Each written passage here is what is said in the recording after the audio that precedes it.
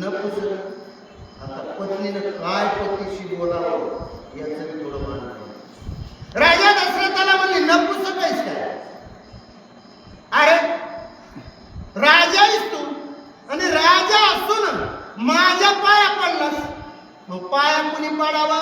पुन्हा पुन्हा शब्द घेत नाही, त्यानंच पडावा, कुणी बी पडू नाही. मग तसा आहेस का तू?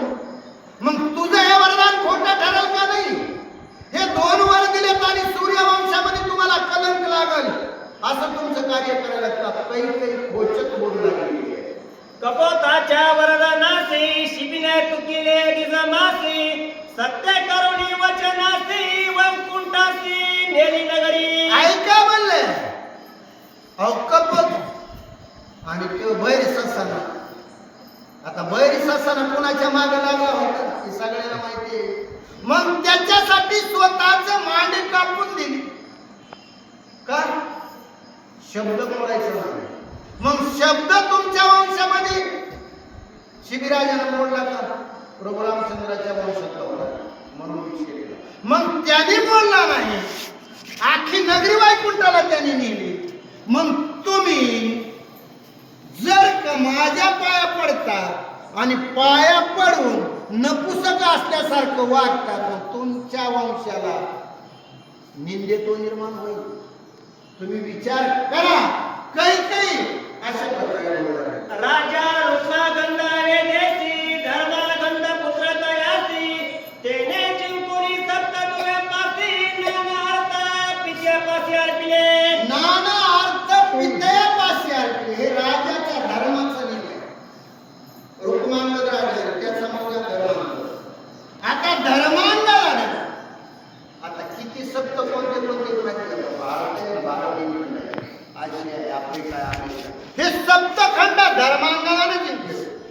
आणि जिंकून त्याचा जेवढं वित्त म्हणजे पैसा प्रॉपर्टी असेल तेवढी कुणापाशी आणून दिली होती? पित्यापाशी आणून दिली होती. का?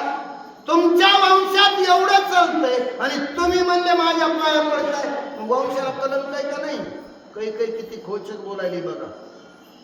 प्रतरी समुद्र लयांकित धर्म गदा पित्यासी एकची सुत पित्र सेवनार्थ अति उदयित आणि हरिभक्त सर्व सोहे. हरिभक्त हरी आणि त्याचा भक्त पृथ्वी. आता पृथ्वीचं असणारं उदाहरण ग्रंथकर्ते सांगू लागलेले. हरी आणि भक्त या दोघांमध्ये जी विसंगती आहे त्या विसंगतीचं कारण नाथबाबा सांगतात. हरी म्हणजे असणारा कोण? परमात्मा. आणि भक्त असणारे तुम्ही आम्ही. हरी आणि भक्त या दोघांची संगत जर धरायची असेल तर भक्तानं हरीशी. आणि कुठलंही कार्य सांगतो गुरु आणि शिष्याचं नातं आहे. गुरु शिष्यानं तुम्ही म्हणता देव मला डायरेक्ट भेटत कवाच भेटत नाही. आता बी आपल्याला एखाद्या आमदाराकडे जायचं असेल तर कुणाच्या नदीला जावं लागतं, त्याचा क्रिया असेल. तसं आपल्याला देव प्राप्त करून घ्यायचं असेल तर आधी गुरुचे पाय धरावं लागतात. गुरुच्या पाय धरून देवाकडे जावं लागतं. तसं म्हणले या पृथ्वीचं कार्य जसं आहे ते तुमच्या वंशातलं ते खरं केलं की नाही?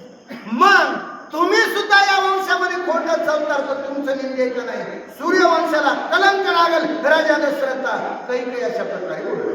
मोहिनीच्या वरदासी पितावती धर्मगतासी नगरी नेली वैकुंठासी एकादशी व्रताचे व्रत. एकादशी व्रत.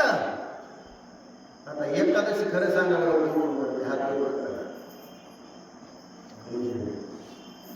कारण एकादशी सोमवार हे दोन काही अडचण नाही, काहीच अडचण नाही. तेवढी दोनच करा. कारण एकादशीच्या व्रतानं वैकुंठाला आखी नगरी नेली. आणि तुम्हाला जाता येणार नाही का? जर आपण सांगितलं त्याच्या हातातही न्यायचे का नाही? पण जसं त्या असणाऱ्या एकादशीच्या व्रताचं महात्म्य आहे आणि त्या महात्म्यानं नगरी वैकुंठाला राहते.